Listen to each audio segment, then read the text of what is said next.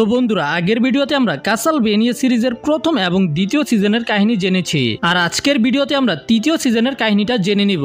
যদি তুমি আমার কাসালভেনিয়া সিরিজের প্রথম ভিডিওটা না দেখে থাকো তাহলে এখানে কিছুই বুঝতে পারবে না। এই জন্য আমি হাইলি রেকমেন্ড করব যে আগে গিয়ে ওই ভিডিওটা দেখে আসো, যেন তুমি এই ভিডিওটাকে খুব ভালোভাবে বুঝতে পারো। তো চলো দেরি না করে ভিডিওকে শুরু করি।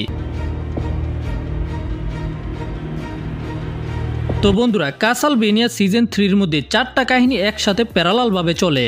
এগুলোকে যদি আমি একসাথে এক্সপ্লেন করি তাহলে সামনে আর পিছনে যাওয়ার কারণে ঠিকভাবে বুঝতে পারবে না। এই জন্য আমি সবগুলো কাহিনীকে একটা একটা করে এক্সপ্লেন করব, যেন তুমি সেগুলোকে খুব সুন্দরভাবে বুঝতে পারো। সিজন 2 এর শেষে আমরা ট্রেভার এবং সাইফাকে তাদের নতুন জার্নিতে বের হতে দেখেছিলাম, এই জন্য তাদের জার্নি আমরা প্রথমে এক্সপ্লেন করব। দ্বিতীয় কাহিনীটা হবে আলুকার্টের, যে একাই ড্রাকুলার ক্যাসেল এবং বেলমন্ট লাইব্রেরিকে রক্ষা করছে। আর তৃতীয় কাহিনীটা হবে অনেক বেশি সুন্দর কারমিলার, যে হেক্টরকে বন্দি বানিয়ে নিজের সাথে নিজের রাজ্যে নিয়ে যাচ্ছে। হেক্টরের কি কপাল পড়বো নাকি খুলবো সেটা আমরা পরেই জানতে পারবো, কারণ হলো কারমিলার আর 4 বোন আর হেক্টরকে সেখানেই নিয়ে যাওয়া হচ্ছে। আর চতুর্থ কাহিনী হবে আইজেকের, যে মরুভূমির মাঝখানে নিজের নাইট ক্রিচারের আর্মি বানাচ্ছে। তো প্রথম কাহিনীর মধ্যে আমরা ট্রেভার এবং সাইফাকে জঙ্গলের মাঝখানে ড্রাকুলার নাইট ক্রিচারদের সাথে লড়াই করতে দেখতে পাই। আর এখানে আমরা এটাও জানতে পারি যে তাদের দুজনের মধ্যে ফস্টিনস্টি শুরু হয়ে গেছে।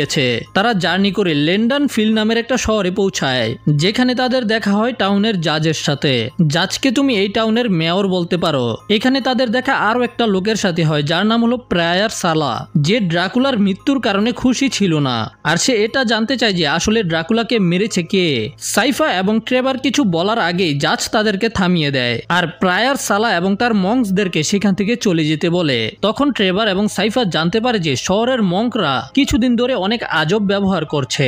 এই জন্য ট্রেভার এটার কারণের শিকড় পর্যন্ত যেতে চায়। এই জন্য পরের দিন সকালে ট্রেভার এবং সাইফা জাজের সাথে আবারও দেখা করে, যেখানে তারা দুজন তাদের আসল পরিচয় জাজকে বলে দেয়। জাজ এটা জানার পরে রিভিল করে যে কিছু সময় আগে লন্ডন ফিল্ড শহরের মধ্যেও নাইট ক্রিচাররা হামলা করেছিল। তখন জাজ এবং তার আর্মি ওই নাইট ক্রিচারদের সাথে লড়াই করেছে, কিন্তু ভাই একটা নাইট ক্রিচার পালিয়ে শহরের চার্চের ভিতরে ঢুকে পড়ে। আর ওই নাইট ক্রিচার সেখানকার মঙ্কদের সাথে খুব আজব ভাবে কথা বলেছে। তখন থেকেই সালা এবং তার মঙ্করা একেবারে চেঞ্জ হয়ে গেছে। আর তখন থেকেই চার্চের মধ্যে পাগলা টাইপের লোকেরা আসা যাওয়া শুরু করে দেয়। ট্রেভার এবং সাইফাকে সাবধান করে, কারণ সালার মঙ্কদের কাছে অস্ত্র শস্ত্র আছে এবং তাদের মাথায় এখন আর ঠিক নেই। এই জন্য সাইফা এবং ট্রেভারকে সাবধানে থাকতে হবে। এর মধ্যে আমরা লিন্ডনফিল্ড শহরের মধ্যে সেনজামিন নামের একটা আজব লোককে দেখতে পাই, যে সালাকে কোনোভাবে পট্টি পরিয়ে চার্চের ভিতরে ঢুকে পড়ে। সে ভিতরে গিয়ে দেখতে পায় যে সবকিছু একেবারে অগুছালু ছিল, যেমন চার্চের সবগুলো বুক মাটিতে পড়ে আছে, আর যে মূর্তি রয়েছে সেটাকে উল্টা করে লটকানো। আর সেখানকার মঙ্কস গুলো একেবারেই আজব ছিল। সেনজামিন সালার সাথে কথা বলে আর তার হাতের ব্যান্ডের মধ্যে যে চিহ্ন রয়েছে সেটার সম্পর্কে জিজ্ঞাসা করে। আসলে এই সিম্বলটা হেলের চিহ্ন ছিল, কিন্তু সালা সেনজামিনকে সেখানে থাকা বুকগুলোকে পড়তে বলে, যেন সেনজামিন সালাকে আরো বেশি তথ্য দিতে পারে। মানে সালা সেনজামিনের কাছ থেকে হেলের সম্পর্কে আরো অনেক কিছু জানতে চায়। সালা সেখান থেকে চলে যায়, কিন্তু যাওয়ার সময় সে সেনজামিনকে বলে সে যেন চার্চের মধ্যে এদিক ওদিক ঘোরাঘুরি না করে। সেনজামিন বইগুলিকে পড়তে শুরু করে, আর চার্চের বাইরে ট্রেভার এবং সাইফা চলে আসে। তবে একটা মাঙ্ক তাদের দুজনকে ভিতরে যেতে দেয় না। তারা দুজন সেখান থেকে চলে তো যায়, তবে তারা বুঝতে পেরে গেছে চার্চের ভিতরে কোনো একটা লোচা আছে। পরের সিনে আমরা ট্রেভারকে দেখতে পাই, যে লন্ডন ফিলের জঙ্গলে চলে আসে, আর সেখানে ট্রেভার জাজকেও দেখতে পায়। তারা দুজনে সেখানে আলোচনা করে, আর ট্রেভার জাজের সাথে নিজের লাইফের এক্সপিরিয়েন্সকে শেয়ার করে। না, জাজ নিজের লাইফের এক্সপিরিয়েন্স শেয়ার করে, যে সে অনেক বছর ধরে এই শহরের দেখাশোনা করে আসছে। শহরে ফিরে আসার সময় তারা দুজন কিছু ঘরের মধ্যে খুবই আজব আজব সিম্বল দেখতে পায়। এদিকে চার্চের ভিতরে সেনজামিন একের পর এক বইকে পড়তে ব্যস্ত, তবে সে কিছু মঙ্কদের কথাবার্তা শুনে ফেলে। তারা যখন সেখান থেকে চলে যায় তখন সেনজামিন একটা পাথরের ব্যবহার করে ডাইরেকশন বের করে, আর ওই চার্চের আন্ডারগ্রাউন্ডের দিকে যেতে শুরু করে। তবে তার সামনে হঠাৎ করে সালা চলে আসে, যে কারণে সেনজামিন আর নিচে যেতে পারে না। সালা সেনজামিনকে প্রশ্ন করতে শুরু করে যে সে এখানে কি করছে, তাকে না বলা হয়েছিল এদিক ওদিক ঘোরার নিষেধ। সেনজামিন তখন বাহানা বানাতে শুরু করে যে আমি তো টয়লেটকে খুঁজছিলাম। সে আবারও শহরে ফিরে আসে, যেখানে তার সাইফার সাথে দেখা হয়। আর সাইফা সেনজামিনকে তার চার্চের এক্সপিরিয়েন্স সম্পর্কে জিজ্ঞাসা করে, যে এটার ভিতরে তুমি এতক্ষণ কি করছো, হ্যান্ডেল মারছো নাকি। তারা দুজন সেখানে কিছুক্ষণ আলোচনা করে আর সেনজামিন রিভিল করে যে ওই চার্চের ভিতর থেকে নাইট ক্রিচারের গন্ধ আসে আর সেনজামিন নিজে ওই চার্চের ভিতরে একটা জিনিসকে খুঁজছে। শুধু তাই না, তারা শহরের গড়গুলোর মধ্যে তৈরি করা আজব সিম্বলগুলো সম্পর্কেও আলোচনা করে, কারণ এই সিম্বলগুলো খুবই সন্দেহজনক আর এগুলো আগে ছিল না। তখনই সেখানে ট্রেভার আসে আর সে সেনজামিনকে নিয়ে শহরের মুলার জুসের দোকানে যায়। ট্রেভার এখানে সেনজামিনকে চার্চের সম্পর্কে জিজ্ঞাসা করে আর তাদের আলোচনার মধ্যে সেনজামিন বলে যে হয়তো চার্চের ভিতরে একটা ইনফাইনাইট করিডোর আছে, যেটাকে এক ধরনের পোর্টাল বলতে পারো, যেটা দিয়ে এক দুনিয়া থেকে অন্য দুনিয়াতে যাওয়া যায়। সেনজামিন মনে করে যে চার্চের ভিতরে ঠিক এমনই একটা ইনফাইনাইট করিডোরের রাস্তা আছে যেটা হেলের সাথে কানেক্টেড। সে এটাও রিভিল করে যে এই করিডোর দিয়ে গিয়ে তোমরা ওই লোকেদের সাথে দেখা করতে পারবে যারা আগে মারা গিয়েছে। কিন্তু বন্ধুরা, এখানে ট্রেভার অন্য কিছুই চিন্তা করছিল। ট্রেভার মনে করে যে ওই রাতে যে নাইট ক্রিচার চার্চের ভিতরে গেছিল সেটা হয়তো আর কখনো বেরি হয়নি। এই কথার কারণে তারা সবাই চিন্তিত হয়ে পড়ে। আমরা দেখতে পাই যে ওই রাতেই সেনজামিন খারাপ স্বপ্ন দেখতে পায়। স্বপ্নের মধ্যে সেনজামিন একটা ওয়ার্ম হোলের মতো জায়গায় ছিল যেখানে অন্য দুনিয়ার রিফ্লেকশন দেখা যাচ্ছে। হঠাৎ করে সেনজামিন নিজের দুঃস্বপ্ন থেকে জেগে ওঠে, তারপর সে স্বস্তির নিঃশ্বাস নেয়। তার পরের দিন সকালে আমরা জাজকে একটা ছোট বাচ্চাকে শাসন করতে দেখতে পাই, কারণ ওই বাচ্চাটা শহরের ভিতরে দৌড়াদৌড়ি করছিল আর জাজ ওই বাচ্চাটাকে একটা সিক্রেট বলে কিভাবে সে ফ্রিতে আপেল খেতে পারবে। ওয়েল, সেনজামিন আবারও চার্চে এসে বই পড়তে শুরু করে দেয়। সে একটা বই খুঁজে পায় যেটা তাকে অবাক করে দেয়, কারণ এই বইয়ের মধ্যে হেলের সম্পর্কে লেখা ছিল, স্পেশালি ওই সম্পর্কে যে কিভাবে হেল থেকে লোকেদেরকে ফিরিয়ে আনা যাবে। এখন এই বইটা কিন্তু অনেক পুরনো ছিল, কিন্তু এই বইটার কিছু পৃষ্ঠা হয়তো কিছুদিনের মধ্যেই ছিঁড়া হয়েছে। আর এটা দেখার পরে সেনজামিন আরো বেশি চিন্তিত হয়ে পড়ে। সেনজামিন সালার সাথে কথা বলার চেষ্টা করে, কিন্তু সালা তার কথাগুলোকে ইগনোর করে দেয়। পরে আমরা ট্রেভার এবং সাইফাকে দেখতে পাই যারা কিছু মাংসদেরকে ধরে ফেলে, যে মাংসগুলো শহরের গড়ের মধ্যে ওই আজব সিম্বলগুলোকে বানাচ্ছিল। ট্রেভার এই দুজন মাংসের সাথে লড়াই করে আর তাদেরকে হারানোর পরে একটা মাংকে নিয়ে জাজের কাছে যায়। তারা সবাই এই মাংকে সালার প্ল্যানিং সম্পর্কে বলতে বলে, কিন্তু এত মাইর খাওয়ার পরে ওই মাং কিছুই বলে না। সাইফা এবং ট্রেভার জাজকে বলে যে সালা হয়তো অনেক খারাপ কিছু একটা প্ল্যানিং করছে। আর এর মধ্যেই আমরা সেনজামিনকে আবারও চার্চের আন্ডারগ্রাউন্ডে যেতে দেখতে পারি। সেনজামিন সেখানে কিছু অদ্ভুত আলো দেখতে পায় আর ভিতরে গিয়ে সেনজামিন ওই নাইট ক্রিচারটাকে দেখতে পায় যেটা চার্চের ভিতরে ঢুকার পরে আর কখনো বের হয়নি। তো বন্ধুরা, তোমরা দেখতে পাচ্ছ যে এই নাইট ক্রিচারটাকে একটা ক্রসের মধ্যে আটকানো ছিল। এতে সেনজামিন এটা বুঝতে পেরে যায় যে সালা এবং তার মংসরা এই ক্রিচারকে পূজা করে। সেনজামিন সেখানে একটা জিনিস নোটিস করতে পারে যে মাটির মধ্যে রক্ত দিয়ে এক ধরনের সিম্বল বানানো রয়েছে। আর শুধু তাই না, এই সিম্বলটা হেলের সিম্বলের সাথে অনেক বেশি মিলে যাচ্ছে। তখনই ওই নাইট ক্রিচার জেগে ওঠে আর চিল্লাতে শুরু করে। সেনজামিন তখন তাড়াহুড়া করে সেখান থেকে বের হয়ে যাওয়ার চেষ্টা করে, তবে সালা আবারও তাকে দেখে ফেলে। তবে সেনজামিন খুবই চালাক, সালাকে আবারও পট্টি পরিয়ে চার্চ থেকে বাইরে চলে আসে। কিন্তু যাওয়ার আগে সেনজামিন সালাকে বলে যে সালার চার্চ থেকে পালাতে হবে। অন্যদিকে ট্রেভার ওই মংকে এমন শাটিং দেয় যে সে সবকিছু বলে দেয় যে সালা চার্চের বেসমেন্টের মধ্যে একটা নাইট ক্রিচারকে আটকে রেখেছে আর সেটার পূজা করছে, যেন ওই ক্রিচারটা সালার প্ল্যানকে সম্পূর্ণ করতে পারে। আর ওই আজব সিম্বল যেগুলো শহরের গড়গুলোর মধ্যে বানানো হয়েছে সেগুলোর সাথে এটার কোনো সম্পর্ক আছে। এখন তারা সবাই প্ল্যান করে যে তারা গিয়ে সালার সাথে সরাসরি কথা বলবে আর সালা যেটাই প্ল্যানিং করছে সেটাকে আটকাবে। তারা প্ল্যানিং করে যে তারা সেনজামিনকে ইনফাইনাইট করিডোরের কাছে পৌঁছে দিবে আর তারপর সালার সাথে লড়াই করবে। অন্যদিকে চার্চের ভিতরে সালা ওই নাইট ক্রিচারের সাথে কথা বলে। সালা বলে যে তারা নিজেদের প্ল্যানকে সন্ধ্যা হতেই শুরু করে দিবে। যখন সন্ধ্যা হয়ে যাচ্ছিল তখন সেখানে সেনজামিন, ট্রেভার, সাইফা এবং জাজের আর্মি চলে আসে। তারা বাইরে থেকেই সালাকে ডাকে, কিন্তু সালা ছিল চার্চের বেসমেন্টে, যে কারণে ভিতর থেকে সালার কোনো জবাব আসে না। বেসমেন্টের ভিতরে ওই ক্রিচারটা জাগতে শুরু করে আর সালা মাংদেরকে বলে যে তাদের প্ল্যানের সময় হয়ে গেছে। আর ঠিক তখনই লিন্ডান ফিলের যে বাড়িগুলোর মধ্যে ওই সিম্বল তৈরি করা ছিল সেগুলো হঠাৎ করে জ্বলতে শুরু করে, যে কারণে ওই বাড়িগুলোর ভিতরে থাকা লোকেদের মৃত্যু হয়ে যায়। আর তাদের মৃত্যুর পরে তাদের সোল চার্চের ভিতরে থাকা নাইট ক্রিচারের ভিতরে যেতে শুরু করে। এতে ওই ক্রিচার শক্তিশালী হতে শুরু করে। এগুলোর মধ্যে জাজের আর্মি এবং সালার মংসদের মধ্যে লড়াই শুরু হয়ে যায়। আর বেসমেন্টের মধ্যে একটা পোর্টাল ওপেন হয় যেটা ডাইরেক্টলি হেলের সাথে কানেক্টেড রয়েছে। আর এই পোর্টাল দিয়েই হেল থেকে অনেকগুলো নাইট ক্রিচার বেরিয়ে আসে। এতে আমরা দর্শকটা বুঝতে পারি যে এই পোর্টালের বিপরীত পাশে আসলেই হেল রয়েছে। আর এই হেলের ভিতরে আমরা এক মুহূর্তের জন্য ড্রাকুলা এবং লিসাকে দেখতে পাই। তারপরে এই ট্রেভার এবং সাইফা নাইট ক্রিচারদের সাথে লড়াই করতে শুরু করে দেয়। আর এর মধ্যেই ওই নাইট ক্রিচারটা ক্রস থেকে মুক্ত হয়ে যায়, যেটা এখন অনেক বেশি শক্তিশালী হয়ে গেছে। সাইফা পোর্টাল থেকে আসা মনস্টারগুলোর সাথে লড়াই করছিল আর ট্রেভার এই নাইট ক্রিচারকে মারার চেষ্টা করে। তবে এই নাইট ক্রিচার এত বেশি সোল সোলকে অ্যাবজর্ব করে ফেলেছে, যে কারণে ট্রেভার এটাকে মারতেই পারছিল না। এর মধ্যেই সালা এবং জাজ সামনাসামনি চলে আসে, যেখানে সালা জাজকে একটা ছুরি দিয়ে আঘাত করে মেরে ফেলে। তবে মরার আগে জাজ সালাকে বলে যে লড়াই এখনো শেষ হয়নি, আর সে সালাকে একটা সিক্রেট প্যাসেজ সম্পর্কে বলে। জাজ মাটিতে পড়ে যায়, কিন্তু মরার সময়ও হাসতে থাকে।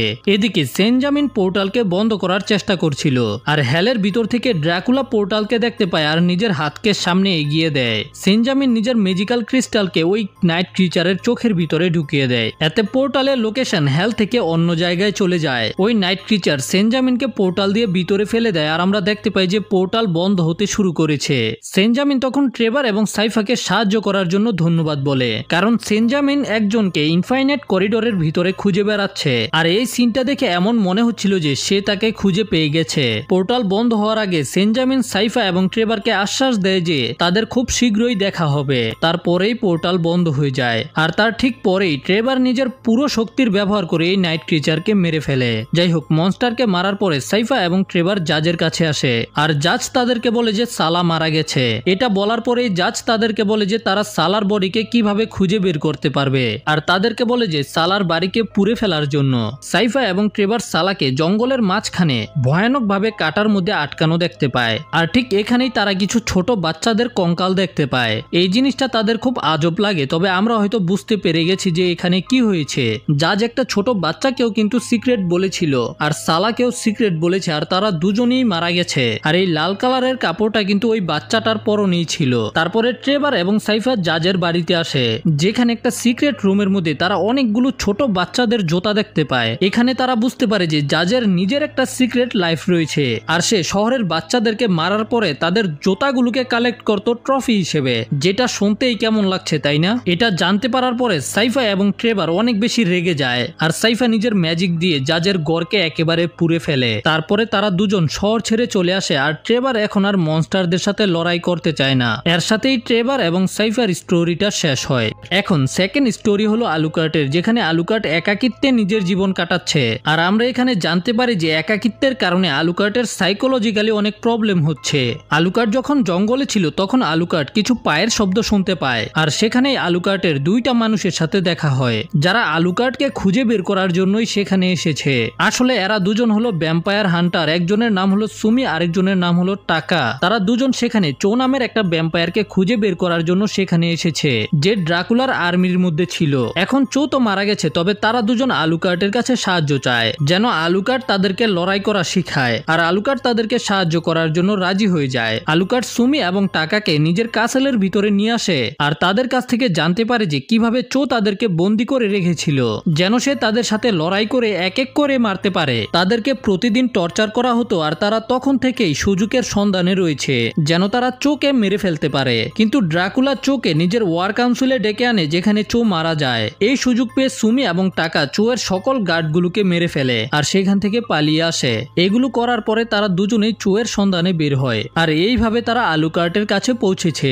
যাই হোক, তারপর থেকেই সুমি এবং টাকা আলুকার্টের সাথে ট্রেনিং করতে শুরু করে, কিন্তু তাদেরকে দেখে এটা মনে হচ্ছিল তারা আলুকার্টকে সম্পূর্ণভাবে বিশ্বাস করে না। আলুকার্ট এই দুজনকে কাসাল এবং লাইব্রেরিতে ঘুরে দেখায়, এবং সে তাদেরকে ভ্যাম্পায়ারদের অ্যানাটমি সম্পর্কেও বলে। এই সবকিছুর মধ্যে সুমি এবং টাকা আলুকার্ট সম্পর্কে আলোচনা করে, আর তারপরে আলুকার্ট তাদেরকে কাসালের রুমগুলোকে দেখায়। সুমি এবং টাকা আলুকার্টের কাছে কাসালের সিক্রেট সম্পর্কে জানতে চায়, তবে আলুকার্ট তাদের কথার তেমন কোনো জবাব দেয় না। ওই রাতে যখন আলুকার্ট কাসালের মধ্যে ঘুমানোর চেষ্টা করছিল, তখন সেখানে সুমি এবং টাকা আসে, আর তারা দুজনে একসাথে আলুকার্টের সাথে শারীরিক হতে শুরু করে। তবে হঠাৎ করে তারা আলুকার্টকে বেল্ট দিয়ে বেঁধে ফেলে, যে কারণে আলুকার্ট আর নড়াচড়া করতে পারে না। আর তখন আমরা জানতে পারি এরা দুজন তো আলুকার্টকেই মারার প্ল্যান বানাচ্ছে, যেন তারা এই কাসালের সিক্রেট সম্পর্কে জানতে পারে, আর পরে সেগুলোর ব্যবহার করে সকল ভ্যাম্পায়ারদেরকে মারতে পারে। তবে তখনই আলুকার্ট নিজের ম্যাজিক্যাল সর্ডের ব্যবহার করে সুমি এবং টাকার গলা কেটে ফেলে, যে কারণে এরা দুজনই সেখানে মারা যায়। আলুকার্ট এতে খুবই কষ্ট পেয়েছে, কারণ সে সুমি এবং টাকাকে বিশ্বাস করে অনেক কিছু শিখিয়েছে, কিন্তু তাদের বিশ্বাসঘাতকতার কারণে আলুকার্টকে তাদেরকে মারতে হয়েছে। আর এই ঘটনার পরে আলুকার্ট সুমি এবং টাকার বডিকে কাসালের বাইরে ঝুলিয়ে দেয়, যেন এটা দেখার পরে কোনো মানুষ আর কাসালের ভিতরে যাওয়ার চেষ্টা না করে। আর এখানে আমরা দেখতে পাই যে একাকিত্বের কারণে আলুকার্ট ধীরে ধীরে ড্রাকুলার মতোই হয়ে যাচ্ছে, আর আলুকার্টের কাহিনী এখানেই শেষ হয়। এখন শেষ স্টোরি হলো কার্মিলা এবং হেক্টরের, যেখানে কার্মিলা হেক্টরকে নিয়ে নিজের রাজ্য স্টেরিয়াতে চলে আসে। এখানে কার্মিলা তার ভ্যাম্পায়ার সিস্টার স্ট্রেগা, মোরানা এবং লেনোরের সাথে দেখা করে। ভাই যাই বল না কেন, লেনোর খুবই কড়া একটা মাল, ভ্যাম্পায়ার কড়া একটা ভ্যাম্পায়ার। যাই হোক, তারা এখানে 1 মাস ধরে কার্মিলার জন্য অপেক্ষা করছিল। কার্মিলা নিজের এই জার্নি পায়ে হেঁটে সম্পূর্ণ করেছে, এই জন্য এত সময় লেগেছে। হেক্টর এখন তাদের কাছে বন্দী ছিল। তারা হেক্টরকে ন্যাংটা করে একটা জেলখানার ভিতরে ঢুকিয়ে দেয়, যেখানে হেক্টরের উপরে টর্চার করা হয়। কার্মিলা নিজের বোনদেরকে নিয়ে প্ল্যানিং করে যে যেহেতু এখন ড্রাকুলা নেই, তাদের অন্য রাজ্যগুলোকে দখল করতে হবে, আর এটার জন্য তারা হেক্টরকে ব্যবহার করে নাইট ক্রিচারের আর্মি বানাবে। কিন্তু এখানে সমস্যা হলো যে তারা হেক্টরকে এত বেশি টর্চার করেছে, হেক্টর কোনোভাবেই তাদেরকে সাহায্য করতে রাজি হবে না। এই জন্য লেনোর হেক্টরকে রাজি করানোর দায়িত্ব নেয়। ভাই এটা কি ভাই, ভ্যাম্পায়ার হওয়ার পরেও এমন কেমনে? লেনোর হেক্টরের কাছে আসে, যেখানে হেক্টর সুযোগ পেতেই লেনোরকে মারার চেষ্টা করে, কিন্তু লেনোর হেক্টর থেকে অনেক বেশি শক্তিশালী ছিল, যে কারণে সে হেক্টরকে খুব সহজেই হারিয়ে দেয়। আর এটা করার জন্য সে হেক্টরকে খুব কঠিন শাস্তি দেয়। কিন্তু তার পরের দিনই লেনোর আবারও হেক্টরের কাছে আসে, আর হেক্টর লেনোরকে বলে যে সে কার্মিলার প্ল্যান সম্পর্কে অলরেডি জানে। তারা দুজন আলোচনা করে, যেখানে লেনোর হেক্টরকে জিজ্ঞাসা করে, ড্রাকুলা তো তোমাকে মিথ্যা বলে ব্যবহার করেছিল তাই না? কিন্তু হেক্টর যেটা চায় সেটা লেনোর হেক্টরকে দিতে পারবে। এই কথা শোনার পরেই হেক্টর লেনোরের কথায় মনোযোগ দিতে শুরু করে। এরপরেই তারা প্ল্যানিং নিয়ে আলোচনা করতে শুরু করে, যেখানে লেনোর ধীরে ধীরে হেক্টরকে ম্যানিপুলেট করতে শুরু করে। ভাই কঠিন মাল। আমি তোমাদেরকে বলে দিই, এইরকম মহিলা থেকে একেবারে সাবধান, একবারে চুষে ছেড়ে দিবে, কিছুই রাখবে না। লেনোর হেক্টরকে কাপড় চোপড় দেয় পরার জন্য, কারণ হেক্টর ল্যাংটা ছিল। আর ধীরে ধীরে লেনোর হেক্টরের বিশ্বাসকে জয় করে ফেলে। লেনোর হেক্টরকে বলে যে তাদের বাইরে হাঁটতে যাওয়া উচিত। লেনোর হেক্টরকে স্লেভ বানিয়ে নিজের সাথে নিয়ে যায়। হেক্টরও ধীরে ধীরে লেনোরের কথায় একমত হতে শুরু করে। এতে হেক্টর নিজের ডিফেন্সের দিকে আর বেশি খেয়াল রাখে না। দূর থেকে কার্মিলা এবং স্ট্রেগা লেনোর এবং হেক্টরের আলোচনাকে শুনতে থাকে, আর এখানে তারা হেক্টরকে নিয়ে মজা করে। যাই হোক, লেনোর হেক্টরকে আবার যখন জেলখানার সামনে নিয়ে আসে, তো এইবার হেক্টরকে একটা নতুন জেলখানার ভিতরে রাখা হয়, যেটার ভিতরে একটা পড়ার টেবিল আর সুন্দর একটা বিছানা ছিল। আর আমরা এখানে দেখতে পাই যে লেনোর কিভাবে হেক্টরকে ম্যানিপুলেট করার জন্য তাকে সেডিউস করার চেষ্টা করে। এখান থেকে সিন শিফট হয়ে স্ট্রেগাকে দেখানো হয়, যে ঘুমাতে পারছিল না, এই জন্য ম্যাপস গুলো দেখছিল যেন সে একটা ভালো যুদ্ধের প্ল্যান বানাতে পারে। মোরানা স্ট্রেগাকে ঘুমাতে বলে, কিন্তু সে অনেক বেশি চিন্তিত ছিল, কারণ সে হলো যুদ্ধের ইনচার্জ। অন্যদিকে লেনোর হেক্টরকে এত বেশি সিরিয়াস করে যে তাদের মধ্যে সম্পর্ক হয়ে যায়। তাদের সম্পর্ক এত বেশি ইন্টেন্স ছিল যে যদি আমি এটা ইউটিউবে দেই তাহলে ইউটিউব ক্রাশ করে যাবে। যখন তারা দুজন শারীরিকভাবে ইনভলভ ছিল, তখন লেনোর হেক্টরকে ম্যানিপুলেট করে এটা বলিয়ে ফেলে যে হেক্টর সবসময় লেনোরের সাথে লয়াল থাকবে। আর ঠিক ওই সময় সুযোগ পেয়ে লেনোর চুপচাপ একটা আংটি হেক্টরের আঙুলের মধ্যে পরিয়ে দেয়, যেটা দিয়ে লেনোর হেক্টরকে একটা স্পেলের সাথে আবদ্ধ করে ফেলে। হ্যাঁ বন্ধুরা, এই ম্যাজিক্যাল রিং হেক্টরকে এমন একটা স্পেলের সাথে আবদ্ধ করে ফেলে, যেটার কারণে এটা বলতে পারো যে হেক্টর এখন লেনোরের গোলাম হয়ে গেছে। আর যদি হেক্টর এমন না করে তাহলে এই রিংটা হেক্টরকে অনেক বেশি কষ্ট দিবে। বলেছিলাম না ভাই, এইরকম মেয়ে থেকে একেবারেই সাবধান, চুষে একেবারে ছেড়ে দিবে। হেক্টর ফিজিক্যাল হওয়ার চক্করে বলেছিল যে সে তার সাথে লয়াল থাকবে, কিন্তু এই চক্করে হেক্টরের গোয়া মারা সারা হয়ে গেছে। তারপর লেনোর হেক্টরকে একটা কুত্তার মতো বেঁধে তার বাকি বোনদের সামনে নিয়ে আসে, আর সে সবাইকে নিজের প্ল্যান সম্পর্কে বলে। লেনোর তাকে বলে যে সে একটা ম্যাজিশিয়ানের মাধ্যমে কিছু রিং বানিয়েছে, যেগুলোর মধ্যে বাইন্ডিং স্পেল রয়েছে। আর লেনোর হেক্টরকে একটা রিং পরিয়ে দিয়েছে, যে কারণে হেক্টর এখন তার গোলাম হয়ে গেছে। আর এখন যদি হেক্টর কোনো নাইট ক্রিচার তৈরি করে, তাহলে সেগুলো লেনোরের আদেশ পালন করতে বাধ্য। শুধু তাই না, লেনোর তার বোনদের জন্য কিছু রিং বানিয়েছে, যদি তারা এগুলো পরে তাহলে হেক্টর এবং তার ক্রিচারগুলো তাদের আদেশ পালন করবে।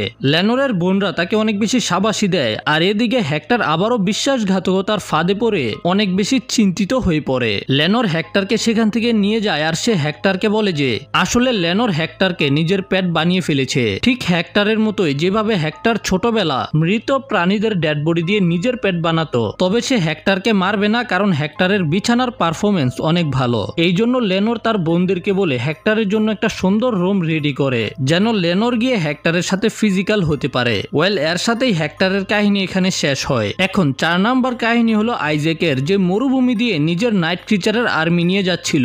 আইজ্যাক একটা দোকানের মধ্যে আসে, যেখানে একটা বুড়ো লোক ছিল।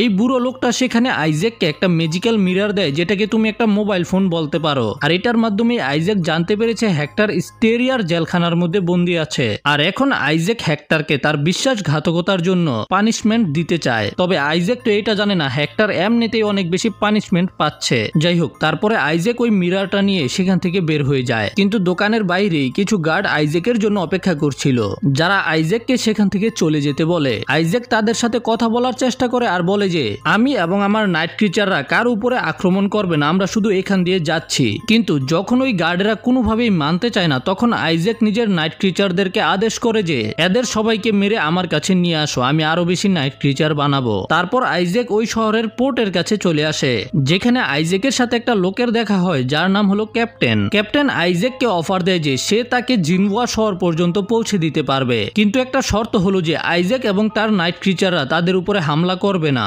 আইজ্যাকের ক্যাপ্টেনের সাথে কথা বলে অনেক বেশি ভালো লাগে, এই জন্য আইজ্যাক ডিসাইড করে যে সে এই যাত্রার ভাড়া ক্যাপ্টেনকে দিবে। তো শিপ দিয়ে যাওয়ার সময় আইজ্যাক নিজের কাহিনী ক্যাপ্টেনের সাথে শেয়ার করে, যেটা শুনে ক্যাপ্টেন আইজ্যাককে বলে যে আইজ্যাকের প্রতিশোধ নেওয়ার বদলে নিজের পাওয়ার এবং জ্ঞানের ব্যবহার করে মানব জাতিকে কাইন্ডনেস দেখাতে। সেখানে আইজ্যাক ক্যাপ্টেনের কথায় প্রভাবিত হয়ে অনেক বেশি চিন্তায় পড়ে যায়। তারপরে ক্যাপ্টেনের শিপ আইজ্যাককে জিনওয়া নামিয়ে দেয়। সেখানে নামতেই সেখানকার সার্জেন্ট আইজ্যাকের রাস্তা আটকায়। আইজ্যাক আবারও তাদের সাথে কথা বলার চেষ্টা করে যে আমি এখানে কার উপরে আক্রমণ করতে আসিনি, আমি শুধু এখান দিয়ে যাচ্ছি। আইজ্যাক তাদেরকে কয়েকবার রিকোয়েস্ট করে, কিন্তু যখন তারা রাজি হয় না, তখন আইজ্যাক আবারও নিজের নাইট ক্রিচারদেরকে তাদের উপরে ছেড়ে দেয়। সেখান থেকে সামনে এগিয়ে এসে বিশ্রাম করার সময় আইজ্যাক নিজের একটা নাইট ক্রিচারের সাথে কথা বলে। আইজ্যাক তাকে জিজ্ঞাসা করে যে তার কি মনে আছে তার জীবন এর আগে কেমন ছিল। ওই ক্রিচারটা বলে যে সে এক সময় অ্যাথেন্সের মধ্যে একটা স্কলার ছিল, কিন্তু সেখানে তাকে টর্চার করা হতো, এই জন্য সে নিজেকে জীবিত রাখার জন্য অন্যদের সাথে বিশ্বাসঘাতকতা করেছে।